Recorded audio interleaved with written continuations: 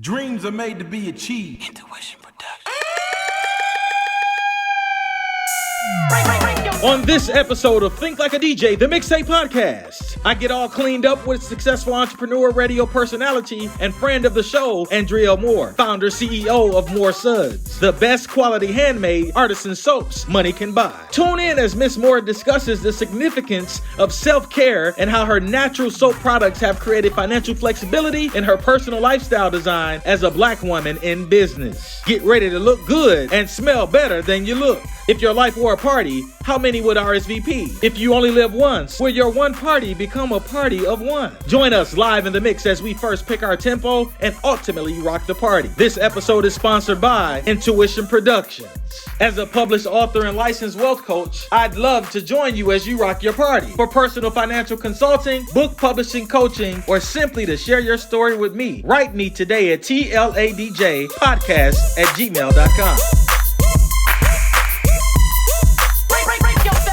Yeah, Dre, so tell us about your early years, like your personal background, your education early on, and just how you first got your start in knowing that you were an entrepreneur. Talk about your early years. Well, I'm the oldest out of 6 kids, and I come from a big family on both sides. And I've lived in a significant amount of places, not because I'm an Army brat, but surely because of poverty.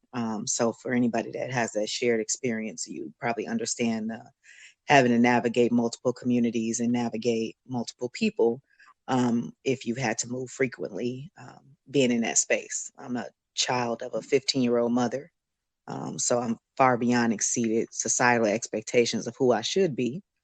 And really, I call, people from Mississippi, they say they're from the mud. So my family is from Lambert, Mississippi, and it's a rural place. Recently actually got on the map. Never was on the map when I was growing up, so I never could show it to people. But that's where my roots are from a plantation town where both sides of my family are from, and they still live there and I frequent there. For me, as far as education, I actually am multilingual. I actually lived in Milwaukee, so shout out to Milwaukee. When I was growing up, and I went to German immersion. So I was a bilingual child from elementary all the way to middle school. And that's also helped me navigate, but it also made me awkward because German's not a language that a lot of African Americans speak. But English is a Germanic language. I have to say that because trying to make friends when you heavily speak one language that's not normal. And you live on 38th Street in Milwaukee, it's kids looking at you like, I don't even know how to interact with you. So I had to learn really to be in spaces and entertain myself. Being, like I said, the oldest of 6, I've been a parental child. So I've navigated leading people and being the adult in spaces from a young age. So as I've gone forward in my entrepreneurship, I've really taken a lot of those skills with me. My mother and my grandmother have always been entrepreneurs. That wasn't a word that we used, but now when you look at the lifestyle that they've lived, my mother was a hairstylist for 20 years on her own, had her own salon. And my grandmother has always been in retail sales. So as far as being a reseller for herself, after she retired early from working in Abbott Labs. So I've been exposed to understanding my customer, understanding providing product, understanding how to source products from an early age. My grandmother taught me a couple Spanish words so that when we had customers who spoke Spanish, I at least knew how to tell them. You could talk that. You could talk that money, huh? If nothing else, I could. If nothing else, at 5, I knew how to, tell them 50 cents or $1. But over time, I've realized that a lot of those experiences that I got from them actually have helped me in my current side hustles, just opposed to my 9-to-5. So when I think about, my younger me and all those experiences, it all culminates to how I navigate today. especially in the Yeah, speak on ecosystem. some of those concepts, Dre. Some of those things that you said. I mean, you did give us a little insight just now with money counting and being able to handle money and speak in a different language and being introduced early. What other habits or characteristics do you think translated well to your professional career? Well, I mean, when you think about just my early experience in interaction with customers, it's beyond that. Like in the space with my mother in a salon is, what services am I providing? It's the things that are overarching in Right. any business model, which is how are you competing with them? Like, what are you doing towards the market that no one else is doing? Like, what's your competitive edge, right? Like my mother, she could do updos and finger waves like nobody's business. And that's why people came to her. She did intricate braids. She had a competitive edge. So you have to be mindful of, I'm providing a service that it could be a million other people are providing, but what makes me stand out? So you have to learn that at an early age. It's presentation as well. My grandmother did resale. I mean, that pair of Nikes might have been worn by 3 people before it got to her yard sale. But what did she do to make it more presentable so that the next person purchased it, not just because they had a need for shoes, but that they also have pride in appearance, right? So you can't just slop things together and expect just because somebody has a need that they'll come to you for that need. And so you have to be mindful of the presentation and understanding the customer. Everybody's not your customer. So I'll say things that I've learned is how to create a competitive edge, how to be mindful of who is your customer. I think especially in entrepreneurial space I can say with a lot of African-American early starters that I've met, it's, well, my family not supporting me. You see it in memes. You see it, oh, they not my family, my friends, this and that. That's not your customer. So be real clear about who you're trying to sell to. And if you don't know who your customer is, you are really not focusing on having projections for your business because you don't know who you're projecting to. And so understanding who is coming in here to engage with my content so that I can make sure I'm curating an experience for that person, because they may pull other people along with them, but they're always going to return, right? So when I think about the elements in how I've navigated kind of the ebbs and flows of the entrepreneur space, moving from a corporate space and engaging with people, that's that reading the room. So you can be in corporate spaces and it's like, is this a time to talk or is this a time to listen? You do that in entrepreneurial spaces as well, but you have to navigate in a more familiar way in entrepreneurial spaces, because in these spaces, it's about community. And corporate spaces, a lot of times, is dog eat dog.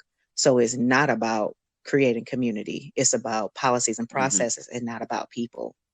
And in entrepreneurial spaces, it's about people. It's directly about people. It's the way that you're going to go into your market and engage and create relationships. And that's how sales happen, because of relationships. They don't just happen because you're making pitches to people. Tell our listeners about your product, Moore Suds, a beauty and cosmetic, as well as a personal care line that you have. Yeah, it's an artisan soap company. So artisan is when people say handmade, small batch, we're not making soap in a commercial way where artisan is something that you're caring for. So we're curating products for very specific experiences that we want our customers to have. And so Moore Suds is an artisan soap company that focuses on creating soaps that are for women, men, children, and pets. We have a vast product line from body soaps to shower gels to shampoos, conditioners, as well as I have said, like we're currently we're finishing up our soaps for small pets. So the goal, though, is that one, we source our products from women-owned businesses. So we support women-owned business, other businesses. We make sure that our products our raw ingredients are organic, as many as we can pull, and that they're sustainable. So we do not utilize products like palm oil because that's not coming from communities that's sustainable. We also are mindful of allergies. And so, we don't use any products with soy or wheat. We also are mindful of creating products for people with nut allergies. Even though we utilize nut oils, we can make specialty products for people in those spaces. We operate in a wholesale retail space, and we're completely e-commerce right now. Moore Suds was created so that I personally had a need because I had PCOS, which is polycystic ovarian syndrome. And what it is an endocrine disruption issue.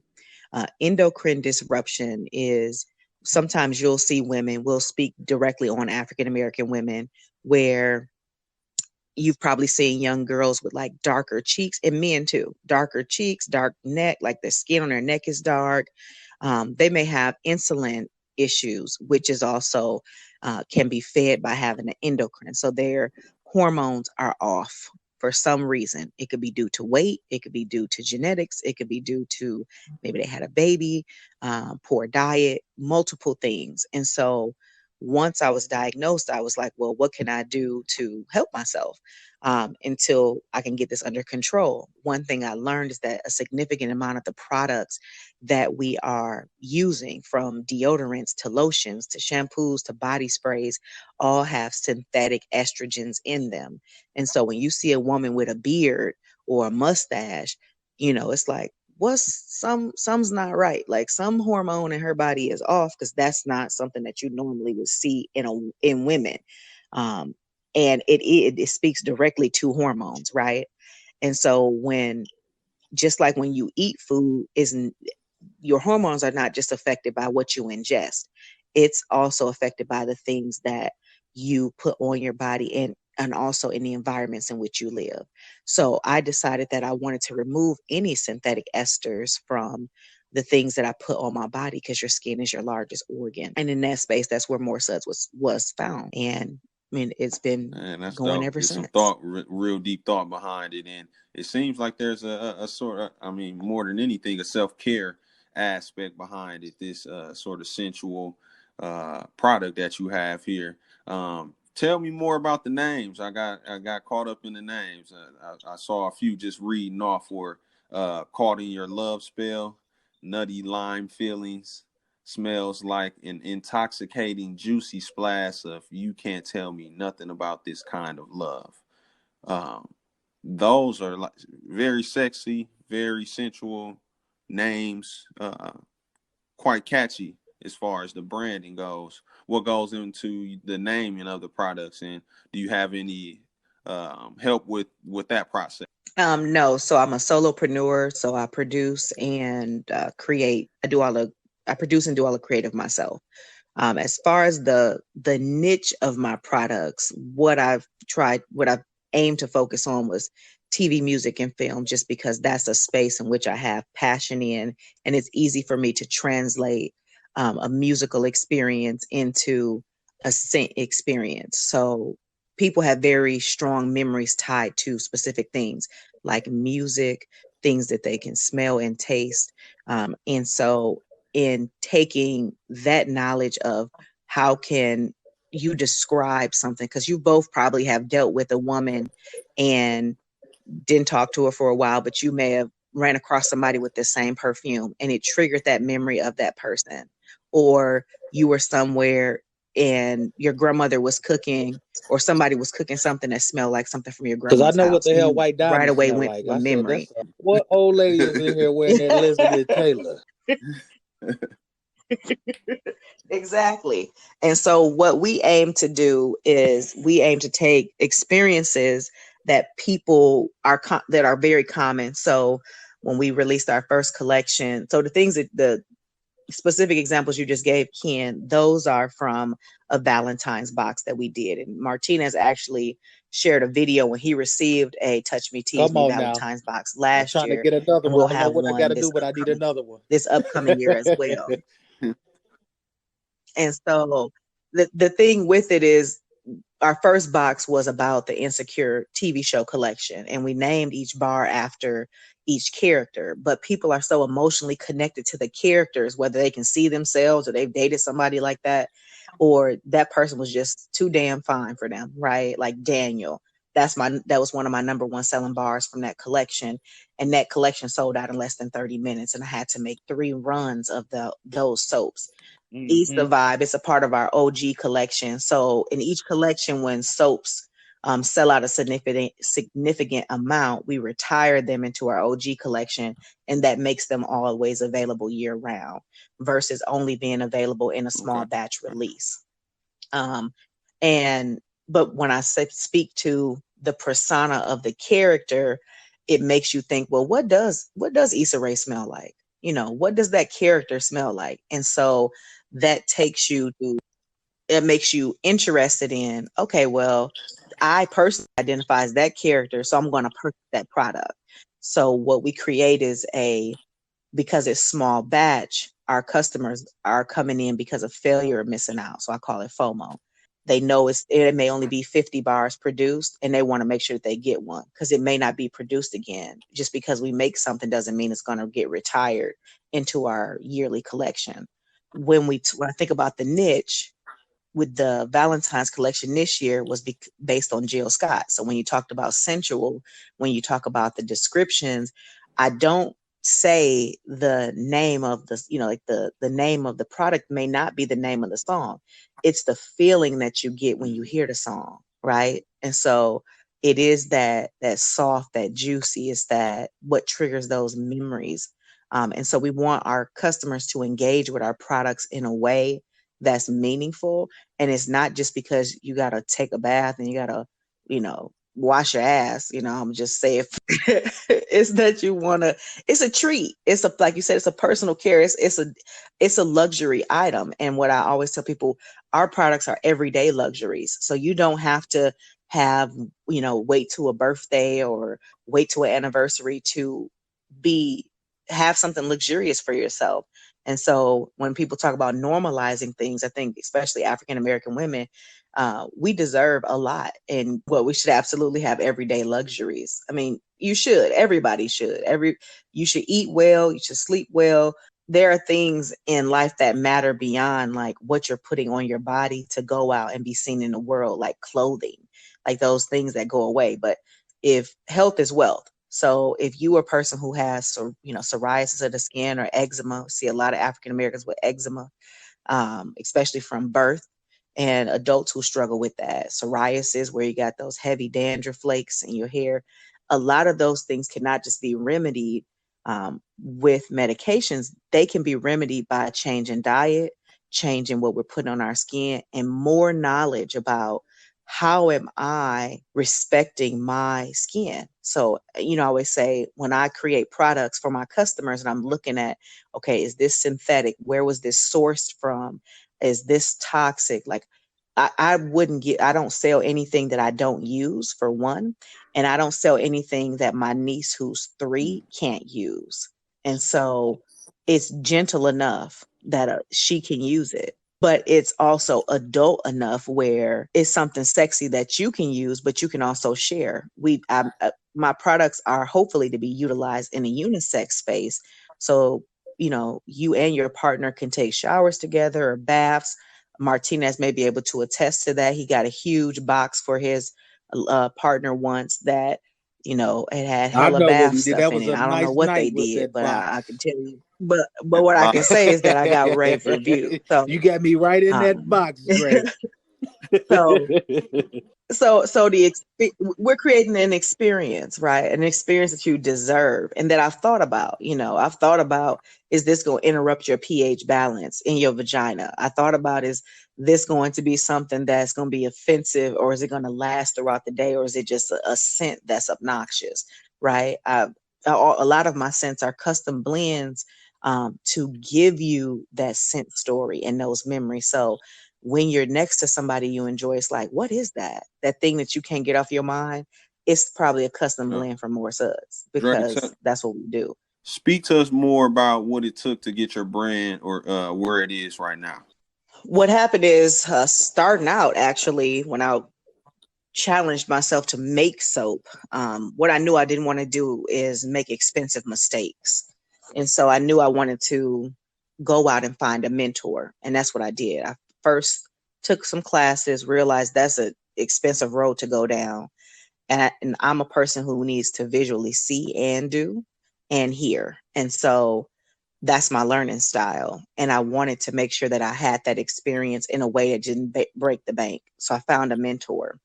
And I apprenticed under her for a year, and she's an African-American woman. She's been in the business about 15 years now. And she was open to sharing and bringing me along in the journey because she wanted to learn, because she actually teach someone this skill so that she could add a teachable arm onto her business.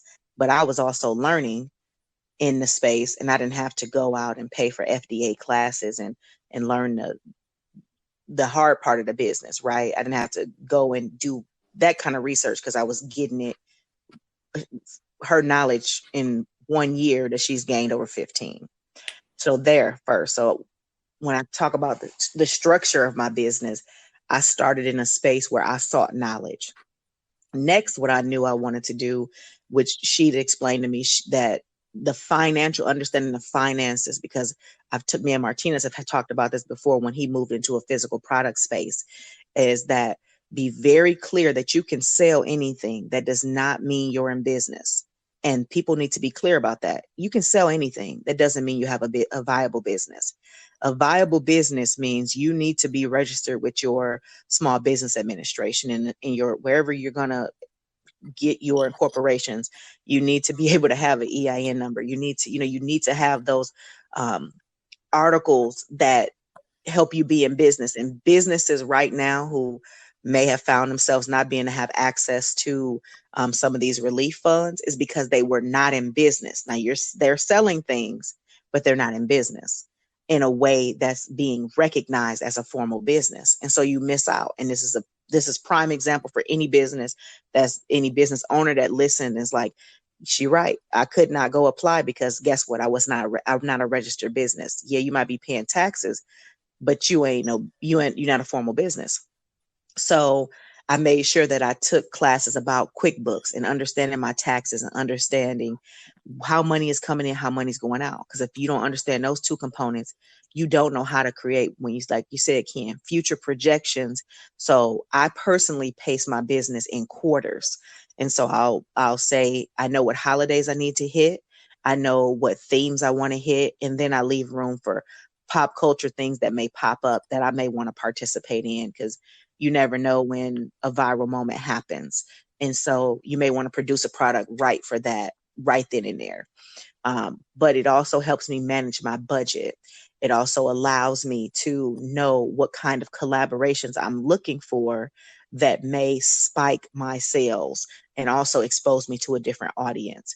So as I plan in quarters, because my products specifically have to have a cure time, like a person writing a book, like how Martinez wrote a book, or how you are working in a nonprofit space. Those are things where your projections may run based on the budgets that you want to pull from other businesses. In my business space, I need to know, especially in COVID, how to source my products, because what May used to ship to me, a good example is I live in Nashville. Knoxville is 2 hours from where I am. I used to order from a wholesale place there, and it could take 7 days to get this product. Now I just drive the 2 hours, so technically 4 hours to go get my stuff versus just getting it shipped, because now their ship times are 3 weeks out, but it's 2 hours away from me. You see what I'm saying? So it will cause a delay in my production. So we have to be mindful in how are we sourcing products? What are we producing? Who are we producing those things for? And how do we go from concept to market with the lowest viable cost so that we can maximize our profit? Sure. How do you feel as far as your brand, or is your product being branded or specifically towards Blacks or African Americans? And how do you feel that it's being received within that space? My products are geared towards, they're branded towards women first. And it's because it's pop culture, music isn't gendered. But maybe characters people might identify with a character of a specific gender. So I try to be very mindful of not to silo my products in that way. I've taken a couple of I've been in 2 incubators here in the Nashville area with the Entrepreneur Center, one with Pathways Women's Business Center, that really guided us to understand who our customer is. So my ideal customer, when I talk about and describe who that woman would be, it is a woman. My other customer segments do include men and pets and children, but my primary customer is a woman. And when I think about packaging, when I think about verbiage, when I think about imaging on social media, it's based on my ideal customer. So hopefully she can bring my other segments along. And my other segments are highlighted at different times of the year, like Father's Day, Valentine's, Sweetest Day, Christmas. But throughout the year, the person I'm speaking to is a woman. And she is an African American woman because, remember, I told you my niche is in TV, radio, and film, and it's urban. It's in an urban space. We talk a lot about your business and your product. I wanted to know, if you weren't an entrepreneur doing what you're currently doing, what would you be doing now? If I wasn't creating soap, I would probably be really focused on being in a media space. I do like engaging with people in this way, and connecting with people and understanding their stories. And so through this current space, I leverage that. And I write about that in the Think Like a DJ book, about how do you take whatever experience you're going through right now, especially as a young person, whatever job you have currently, how do you find and sift through the mud to find a piece of gold? What are the pieces of gold, in your current job that you can take on your ultimate fantastic voyage and journey towards your ultimate destination? So it sounds like there are some things that translate or that are transferable skills from the media space, from your passion space over into your entrepreneurial space. How does being in and having a passion for media and music, how does that impact your business and your bottom line? Does it help you, or does it hurt your entrepreneurial interest? It absolutely helps me because, one, I'm able to relate to people in a very human way that does not focus on process and policies. So in being able to intimately want to know genuinely who you are, like to the core of who you are, like who am I actually dealing with? Not the CEO, not the director, not these titles in which we label themselves, but how do you show up and exist authentically in the world? I'm able to get to the core of a lot of that because and if I can't with a person, then I don't interact with them beyond any necessary interactions that I have to have. Because I need people to show up authentically, because that's sustainable, right? Not being able to show up in any space unauthentically is not sustainable. A lot of people struggle with, okay, well, and we segment ourselves. Okay, in a corporate space, I have to show up this way, and that's what I call your professional authentic self, right? But and it's like, why can't I show up as me? So I personally have not struggled with, okay, well, I need to have this European mold of what I look like in order to fit it in my corporate space. I go in not only, as a very boisterous woman in a way where I'm confident utilizing my voice, but I have a large presence. I am a voluptuous woman.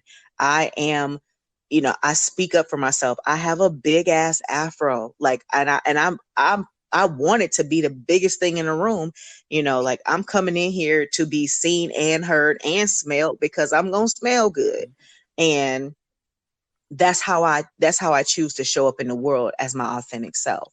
And in that, I bring that to my business. So when you interact with Moore Suds, it's vibrant, it's fun, it's laughter, it's enjoyment. There's music. Those are the pieces of me that transcend beyond, how I'm told to present as a titled person in a space. Andreall the investigator, Andreall the business owner. You are buying me. You're not in any space. In my workspace, when we work on special projects or corporate partnerships, you're buying my relationship. You're not just buying a relationship with my company. You are also engaging with who I am and how I'm going to connect with your customer, understanding my customer, and maximizing this experience and relationship. And that's the same thing I do with my business, is that I want to make sure that when I present, it's in a very, very authentic way so that when you deal with me today, tomorrow, in 10 years, you know what you're going to get. It's not, I don't even know who this person is. I think one of my favorite parts of the show was when Dre talked about entrepreneurship. That entrepreneurship is the best defense against racism. That there's a new age of entrepreneurship where we actually take our creative gifts and skills, talents, and abilities, and we actually blend them together through art to create monetary income and multiple streams of income for ourselves. I loved how she talked about be bold in your personal vision, be your own best advocate, run for president of you, campaign for yourself. She really started to shift the culture and started to shift the conversation to a higher frequency when she told us that we have to have the audacity, that you have to have audacity and tenacity to be a successful entrepreneur. You have to have bold solutions, taking ownership of ourselves, our ability to stay in our own business, not in God's or other people's business, and how to be fearlessly authentic in order to fearlessly network and meet people in a personal space that creates ultimate resourcefulness, where we create relationships in a real way that actually pay dividends to our entrepreneurial endeavors. Like she said, you ain't powerless, you just haven't peaked yet. You haven't reached your highest height of success. Ladies and gentlemen, let's get back in the mix. Authenticity in a fearless realm, because if I'm hearing you, and I'm sure our listeners can attest to this as well, you sound and you come off as a juggernaut and someone that's very intentional in her efforts and your desired outcomes. What's one of the biggest fears that you've overcame in life, and how did overcoming that fear actually impact or plays into impacting your sales and your business? It's interesting that you would frame it in a space of fear, because my mother we didn't operate in that way. My mother always taught us to operate in a space of you are enough. And so you have what you need when you need it in the moment. And so there's I don't operate in a space of fear. I never have. I may have operated in a space of caution to read the spaces in which I'm navigating, but fear is not of God. And so young girls and women who are challenged with not necessarily fear, but insecurity and not necessarily knowing what the next best step is, or not necessarily believing, that's just a useful thing, not knowing where I'm going to take this plane and where my plane is going to land. So we can't necessarily see the party that we want to rock, and we're kind of in the mix and we're riding the wave and continuing to spin hits and things of that sort. But how do you get over maybe an insecurity that you can share in a vulnerable space that you are actually able to overcome? And how did conquering that insecurity move you beyond this space of questioning into a space of actually knowing and doing? Absolutely. So there are two things. I don't believe in being stuck in spaces. So you have to be very mindful of, am I stuck in the crack of life, or am I still in this space because I have a lesson that I haven't learned and that I'm not able to move forward because I'm still learning said lesson. Two is I'll give you a very specific example of when I was about 25 to 27. So we'd already graduated. I was working a nice job. I was making money, but at that age, those are between 25 and 27 is like this age where you've come to the next level of completion, especially if you've been in a higher ed space, and to your next level of what life's, mile markers, or I forget what the milestones are that people would say. So that may be getting married, having kids, buying a house.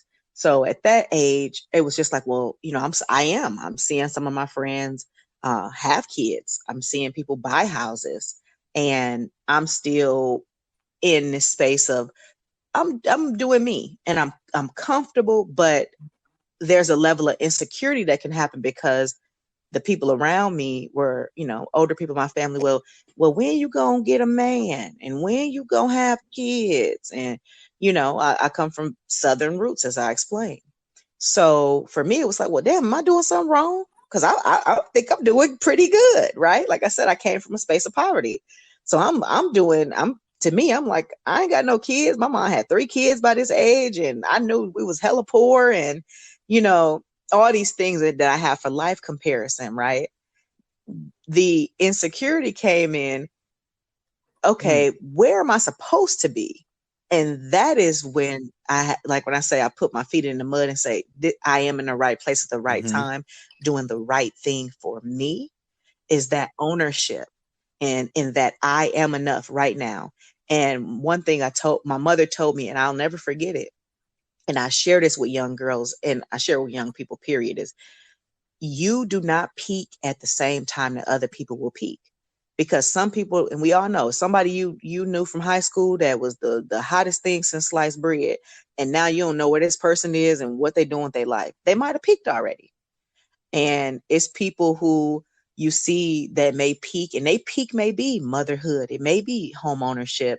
It may be jail shit. Let's be real. That may be the max of who they are. Because I've gone to college, UW-Madison, with other students who have got into bad situations and went to jail, right? Like they were in primal life situations and it didn't turn out the way that story didn't end the way it began, right? So when we talk, and we all know people like that, we know people that's dead in the ground.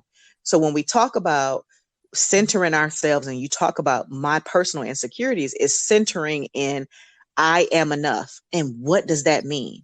And that's planning as well. You have to plan for your next move, and you work towards that in a way that's very singular to this is where I'm going. And you continually work on that in a very consistent way. So even though you may not be there yet, it's the culmination of experiences that I pull together in my current moment, especially right now in my business, and being able to navigate. So don't worry about when you see other people that's outside of your lane of focus.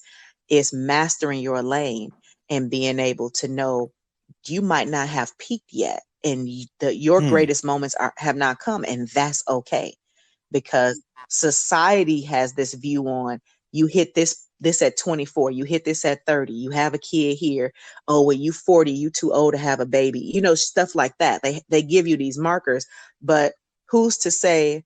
Personally, I was like, I knew I want to be absolutely 100% financially set in order to have a child. That's my own personal mile markers for myself. So that don't fall within where I'm supposed to have kids. At a certain age. That's right. So we have to be really clear about when you feel those pressures of, well, I'm not enough, or I'm not getting there, or it's taking me too long, or this should have already happened for me.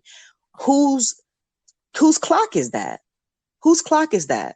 And if that's not yours, where you sat and you planned that out and you realize you have all the tools you need to have reached that mile marker, then you might still be working towards that mile marker. And it may not come on the schedule. But where do you get the confidence Jim had it on his schedule? Where do you get the confidence from, Dre, to be that forthright in self, and that you have this ability to thwart off things that don't agree with your personal alignment? Where do you get that tenacity from to be that intentional to say, no, that over there, I'm not into that, and that paradigm, that's not for me, and those guidelines don't fit me? Where do you think that emerges from? Where does that come from deep within you? Where do I get the audacity to exist the way I want to exist in the world? Reposition that question. Who the hell do you think you are? Who do you think you are? Where does that come from? Exactly. Who the hell do you think you are? The thing is, I come from generations of women who are bold as hell. I come from two very strong grandmothers and great grandmothers who not only literally tilled the land, and that they live on land that was a plantation.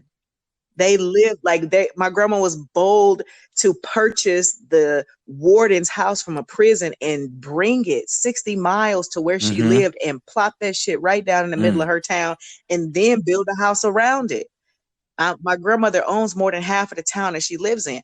I come from a place of women who are beyond resourceful, women who, you may say no to them, but I've always learned one no is not a no. That's a no. That's a no right there, but that's not the ultimate no. That's just a redirection. It's like being in a maze. It's like, oh, this is not the exit, but that don't mean that one exit may be somebody else's entrance. So we need to be really clear about having that ownership in existence. Like, you are here and you have a purpose, and your goal every day is to figure out who the hell you are and how you exist and interact in the spaces in which you exist, and being bold enough to take ownership of you are enough to and have enough skill to go to your mind's wildest place, those wild dreams that you have. It's a reason that whoever people, believe in, whatever your source is, right? There's a reason things are reoccurring to us. There's a reason things give us hella amounts of energy. I pick up so much energy from people who are chasing their dreams and talking through things and hyping each other up. Me and Martinez can talk for hours about hyping up our ideas. But the thing is, we start to see them come into fruition because we are gaining the skills and we're sharing in this symbiotic way. So I challenge people to put themselves, when you ask me, the audacity of me to show up and be enough in a space. Damn right, I'm gonna show up and be enough, because I'm not even supposed to be occupying spaces that I occupy, because I came from a teenage mother. And so society will tell me I'm not supposed to be anything. I'm probably supposed to be somebody pregnant with a bunch of kids sitting on somebody's welfare. Instead, I have a mother who has a doctorate degree, who didn't let being 15 and pregnant stop her, who lived in a house where my grandma, I hope you don't ever listen to this podcast, but my grandmother sold drugs. Like, Grandma let's just sold be real about she sold pharmaceuticals, where she not came drugs. from. Pharmaceuticals. You see what I'm saying? What I'm saying is, the thing is, you have to have ownership of places that you've existed in, but you've transcended. You can transcend your circumstance because you get and gain the tools. It's about leveraging them at the right times. What I would tell my 16-year-old self is stay confident, because that's going to push you forward. Stay confident, stay bold. Don't allow them to tell you ask too many questions, because I got that a lot at 16. You ask too many questions. Well, shit, I need to navigate the world. And the only way I'm going to find it out is I'm going to read it in a book and I'm going to ask the questions. So continue to be inquisitive. That's what I would tell her. Continue to be inquisitive. Continue to be forward thinking. Continue to push forward into the spaces in which you have whys. It's okay to ask why, because you need to be able to navigate, get as much information as you can get, so that you can make the best decision for yourself. And that's exactly what I would tell my 16-year-old self. It's okay to be who you are, because you are enough. I really enjoy our time together here today. I want to kind of dive into the 7 steps in the book, Think Like a DJ. Of the 7 steps to spend poverty into prosperity in the Think Like a DJ book, which one do you most resonate with and why? So for me, I actually went through all of them. And for me, I personally feel the beat is really where I navigate and interact the best. And so it's connecting with like-minded people. And I believe in building tribe is the newest buzzword, right? But being able to have that personal board of directors that helps you navigate and pulls you back into spaces where you may need to be neutral and less emotional. And also it helps you be innovative, because people who are in your group, when you feel in that beat, when it's like, okay, look, we all trying to make money. We all want to impact the world. Like we're entrepreneurs, right? So in this space, you need to make sure that everybody on that board of directors that you have, they may be in other industries. And so they're hearing things from different customers. You're not going to all have the same customer type. And they help you be creative. When COVID hit, me making sure that I was in tune with my like-minded people, what happened is we helped each other look at our product differently, and how can we get it out to the market? How do we interact and engage and shift? Like you said, how do you master the pivot in this space? But it happened in interacting with my tribe, not with other makers doing the same thing that I'm doing. And getting your takes that dream circle of people surrounding your business, so that your business can go north and not south, and you stay out of other people's business and out of God's business. You stay in your business around your dream circle. Absolutely, because the only way that you can really act in faith is by engaging with other people who are walking in faith as well, because we're walking into blind spaces, and you have to know that I'm just going to keep going forward. That's it. I understand there's a storm around me, but I got to get to this next space. And so those people will help you ward off all this other, well, you shouldn't, or maybe you this, or maybe, because that's not what they're thinking about either. They're trying to figure out how to get to the other side. And so we're going to troubleshoot and navigate and help each other get to the other side. And sometimes it happens in collaborative spaces. That's the beauty of entrepreneurship, is that it is this ecosystem works best in collaboration. It's collaboration in thought, collaboration in effort, and collaboration in resources. And so mastering that, you have to have a good tribe around you. And remember, just like your customer, everybody that's your friend ain't to be in your business. They ain't to be your business partner. They not supposed to be on, they may not be on your board of directors. That don't mean they don't love you. That don't mean they're not a cool person, but they may not see that same vision that you have. And they may not be willing to put in the energy that you're putting in, because it's not their baby. It's not their idea. It's not the thing that makes their heart palpitate at night. It's yours. And so you have to be very clear about building up teams that help you move forward. And moving forward, one thing that I said to Ken earlier was when he asked, how do you pace yourself? I pace myself in quarters. So if you are in business and you're not just selling stuff, but you're truly in business, you set projections. Exactly. And it's not just about the money, though. It's about, will I be able to spend more time, curating more products? Will I be able to have more partnerships? Will I be able to take on larger wholesale orders, or be able to push out cooler things? Will I be able to at some point have an employee? That's another level of business. When we look at the steps from Think Like a DJ, really for me is feel the beat. This that I told you, I feel very interconnected, not just with music, but with people, and being able to do those intricate dances in, this is who I am. This is what I need. This is where I'm going.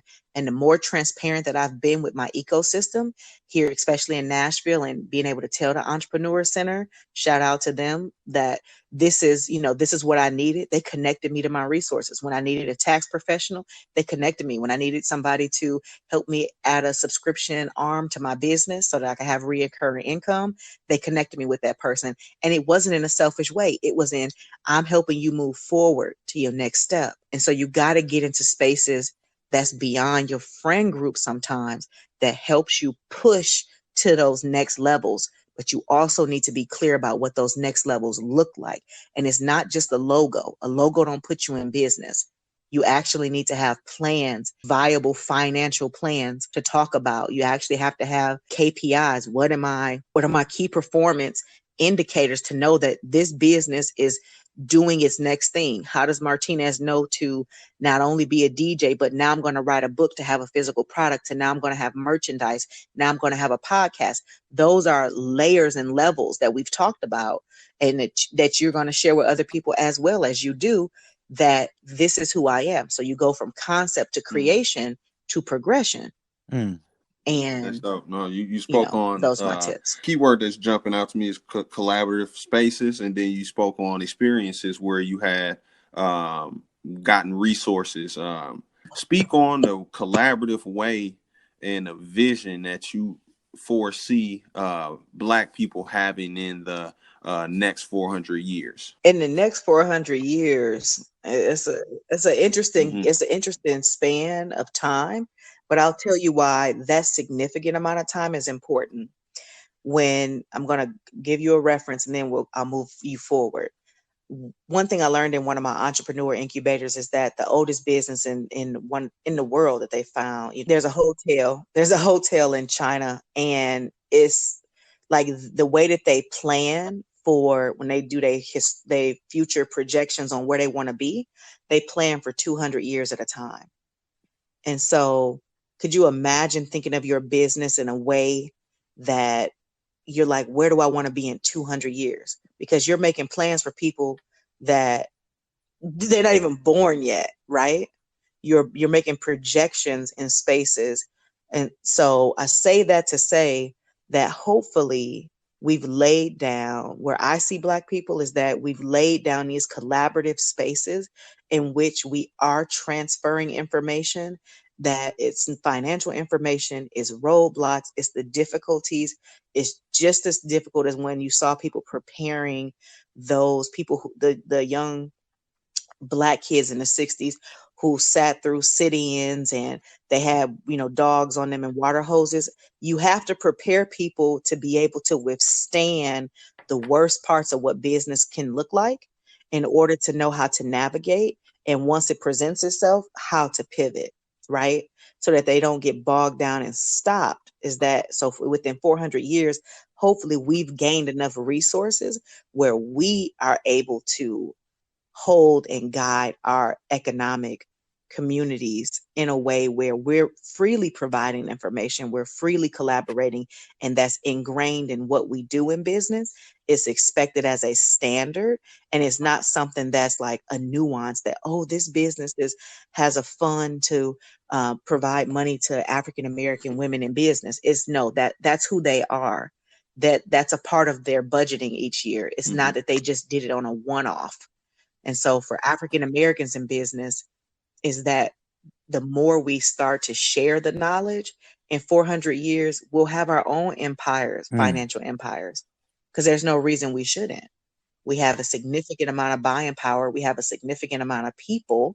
And honestly, we originate from a continent with the world's most unbelievable riches, from stones to, natural resources. So we are we're a very strong people. And like I said about Black women are very kaleidoscopic. So if we keep going on the current projection, being the most educated group in not just in the United States, but in dominant spaces, being the mothers and sisters and aunts of a nation, right? An auntie of a nation, we have to be really clear about when we talk about planning. We do plan for 400 years. That question is not far-fetched. It is something that we actually think about, because the things we do now, that ripple effect does happen. And in 400 years ago, somebody was probably thinking this, what is this shit gonna look like in 400 years? And you tell us what comes to mind, the first thing that comes to your mind when you think of some of these words. So we're going to play this game one more before we go. What's the first thing that comes to mind when you hear the phrase Black excellence? Joy, Black joy. Joy and excellence are hand in hand. How about leadership? Ooh, boldness and loudness, and leadership to me has to be bold and loud and charismatic. Okay, what about purpose? Purpose is first thing I think about is being rooted, because you have to be very grounded in who you are to accept and respond to purpose. Okay. Then what about financial freedom? That speaks for itself. Financial freedom is about being able to breathe, like when you limitless. Financial freedom it equals limitless to me. How about fulfillment? Rest. Being able to have fulfillment is being able to find rest, because you've done what you needed to do in your existence to be able to rest. What about destiny? What does that mean to you? Are you in the right place at the right time? And you always are. You exist in the right place at the right time. Even if it's horrific, you're existing in the right place at the right time, because it's your destiny. It's predetermined.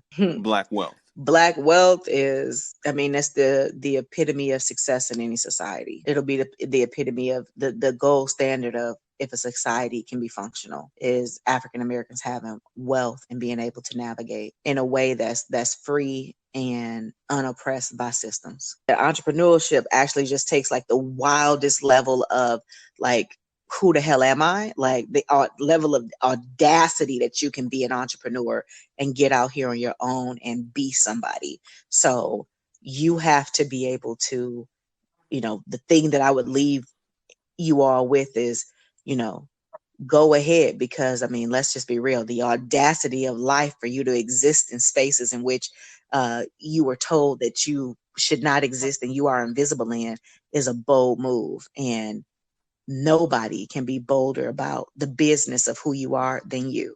And if you want to check me out, our site is going to be loading all of our holiday collection actually at Moore Suds, Moore, suds.com. So you'll be able to see that. And you can connect with us December 1st. So go out and buy our holiday collection. We're going to have a really cool subscription box coming out for Lovecraft, if you had opportunity to watch that, as well as some Black holiday things that'll kind of ring your bell. And check out Jingle Jangle, because we may have a couple of things popping up from that movie that just was released. What is Pine Sol when you got more suds?